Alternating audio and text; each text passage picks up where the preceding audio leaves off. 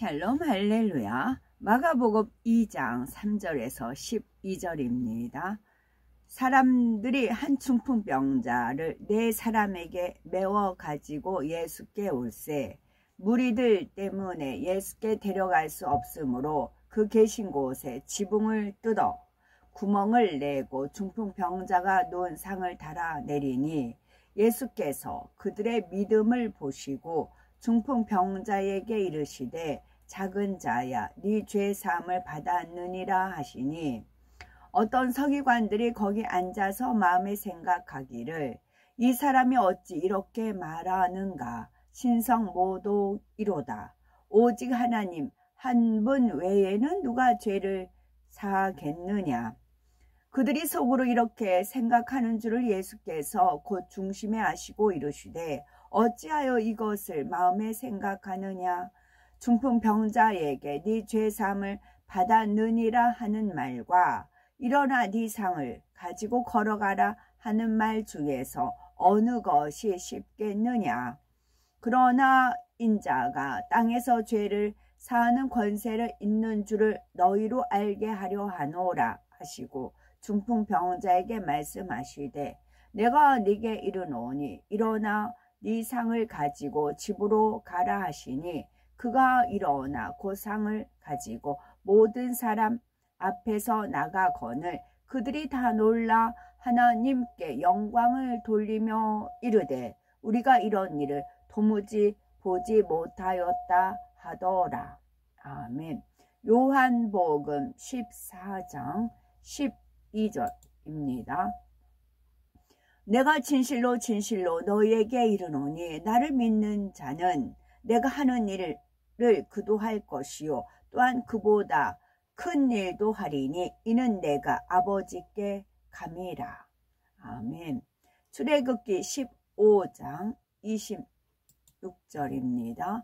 이르시되 너희가 너희 하나님 나 여호와의 말을 들어 순종하고 내가 보기에 의를 행하며 내 계명에 귀를 기울이며 내 모든 규례를 지키며 내가 애굽 사람에게 내린 질병 중 하나도 너에게 내리지 아니하리니 나는 너희를 치료하는 여호와임이라. 아멘.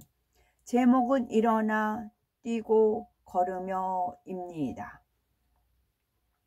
성경 곳곳에는 창조주 하나님의 권능으로 걷지 못하던 사람이 일어나 걷고 뛴으로써 하나님께 영광 돌린 일들이 기록되어 있지요. 예수님께서는 물론 베드로와 사도 바울을 통해서도 나면서부터 안진뱅이가 된 사람이 일어나 걷고 뛰었습니다. 이러한 하나님의 권능은 오늘날도 변함없이 주님의 이름으로 역사되고 있지요. 본문에 나오는 중풍병자를 통해 어떻게 해야 일어나 걷고 뛰는 하나님의 권능의 역사를 체험할 수 있는지 살펴봅니다. 가버나움에 한 중풍병자가 있었지요. 그는 중풍이 심해서 남의 도움이 없이는 일어날 수도 없는 불쌍한 사람이었습니다. 그런데 예수라는 분이 걷지 못하던 사람을 일으키고 귀신을 쫓아내며 각색 병든 사람을 치료하신다는 소문을 들었지요. 그는 예수님의 소문을 듣고 나도 그분을 만나 치료를 받았으면 좋겠다. 그러면 얼마나 좋을까라는 마음으로 간절히 사모하게 되었습니다. 그러던 어느 날 예수님께서 가버나움에 오셨다는 소식을 들은 것이지요. 얼마나 기뻤겠습니까? 친구들에게 자신을 예수님 앞에 데려다 달라고 부탁합니다. 그의 친구들도 예수님의 권능의 소식을 듣고 잘 알고 있었기 때문에 흔쾌히 허락하지요. 그는 친구들의 도움으로 예수님께서 계신 집에 도착합니다. 하지만 용신할 수 없을 정도로 많은 사람이 모여들었기 때문에 그 인파를 뚫고 예수님 앞까지 간다는 것은 도저히 불가능해 보였지요. 만일 그들의 믿음이 부족했다면, 상황이 이러니 어쩔 수 없다며 돌아가 버렸을 것입니다. 그러나 그들은 끝까지 포기하지 않았지요. 어떻게 하면 예수님을 뵐 수 있을까 궁리하던 끝에 좋은 묘안이 떠올랐습니다. 바로 예수님께서 계신 집의 지붕을 뚫고 중풍병자를 달아 내리는 것이었지요. 당시 이스라엘 전통 가옥은 집 옆으로 계단이 있어서 지붕에 쉽게 올라갈 수 있게 만들어졌습니다. 지붕은 갈대나 종려나무 가지로 덮은 것이었기 때문에 어렵지 않게 지붕을 벗겨낼 수도 있었고요. 친구들의 적극적인 도움으로 중풍병자는 누구보다도 예수님 가까이에 나갈 수가 있었죠. 이처럼 믿음은 행함이 따르기 마련입니다. 겸비함으로 자신을 낮출 때 믿음의 행함을 내보일 수 있지요. 만일 중풍병자가 집안에 누워서 주여 제가 움직일 수가 없어서 예수님께 나가지 못하는 거 아시죠? 그러니 치료해 주실 것을 믿습니다 라고 했다면 이것이 믿음을 내보인 걸까요? 아니죠. 중풍병자는 치료받기 위해 요행을 바라거나 안일하게 있지 않았습니다. 자신이 할 수 있는 최선의 방법을 동원하여 믿음의 행함을 내보였지요. 예수님을 만나기만 하면 치료받을 수 있다는 믿음과 확신이 있었기 때문에 친구들의 도움으로 예수님 앞에 나갈 수 있었습니다. 친구들 역시 믿음이 있었기에 중풍병자를 위해 남의 집 지붕을 뜯어가면서까지 도와줄 수가 있었던 것이죠. 예수님께서는 중풍병자와 친구들의 믿음의 행함을 기뻐하시며 소자야 네 죄사함을 받았느니라 말씀하십니다. 그러면 예수님께서 이렇게 말씀하신 이유는 무엇일까요? 바로 질병을 치료받으려면 먼저 죄사함을 받아야 하기 때문입니다. 죄로 인해서 질병이 왔기에 중풍병자에게 먼저 죄사함을 주신 것이지요. 하나님 말씀을 지키지 않고 세상 정욕을 쫓아 죄를 지어 나갔기 때문에 몸에 병이 온 것입니다. 출애굽기 15장 26절에 가라사대 너희가 너희 하나님 나 여호와의 말을 정종하고 나의 복에 의를 행하며 내 계명에 귀를 기울이며 내 모든 규례를 지키며 내가 애굽 사람에게 내린 모든 질병이 하나도 너희에게 내리지 아니하리니 나는 너희를 치료하는 여호와임이니라 라고 말씀하십니다. 여기서 애굽 사람에게 내린 모든 질병이란 이 세상의 모든 질병을 총칭합니다. 우리가 하나님의 계명을 지키고 그 말씀대로 살면 이 세상의 어떠한 질병도 틈타지 않습니다. 하나님께서 지켜주시기 때문이지요. 신명기 28장에도 하나님 말씀대로 순종하고 지켜 행하면 세계 모든 민족 위에 뛰어나게 하시며 들어와도 나가도 복을 받게 해주신다고 했지요. 그러나 불순종하면 지킴받을 수 없을 뿐더러 저주가 임하리라 말씀합니다.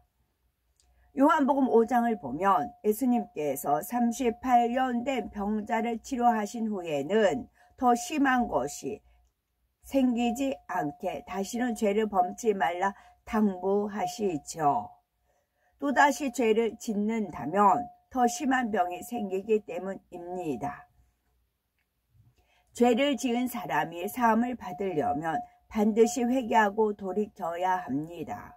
불의를 행하던 사람이 불의를 행치 않는 사람으로, 거짓말하던 사람은 거짓말하지 않는 사람으로, 미워하던 사람이 미워하지 않고 사랑하는 사람으로 돌이켜야지요. 이렇게 말씀대로 순종하는 사람에게 죄를 용서해 주십니다. 입술로만 믿습니다 한다고 해서 용서하시는 것이 아니라 어둠에서 빛 가운데로 나오면 자연히 주님의 보혈이 죄를 씻어 깨끗게 해 주시지요. 예수님께서 중풍병자에게 죄사함을 받았다고 하자 거기 있던 서기관들이 속으로 이 사람이 어찌 이렇게 말하는가? 참남하도다. 오직 하나님 한 번 외에는 누가 능히 죄를 사하겠느냐 하며 판단합니다. 그들이 가진 율법의 틀로 예수님을 바라보니 도무지 이해되지 않았지요. 예수님께서 하나님을 모독한다고 여겼던 것입니다. 그런 그들의 마음을 예수님께서 모르실 리 없습니다. 그래서 어찌하여 이것을 마음에 의논하느냐?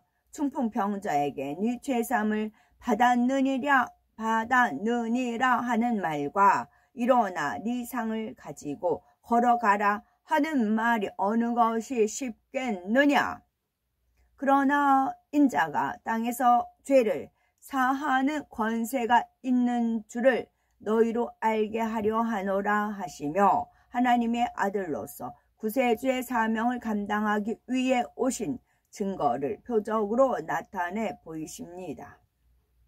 예수님께서 중풍병자에게 일어나 네 상을 가지고 집으로 가라 명하시자 그가 즉시 일어나 자신의 침상을 가지고 걸어 나간 것입니다. 이에 모든 사람이 놀라며 하나님께 영광 돌리지요.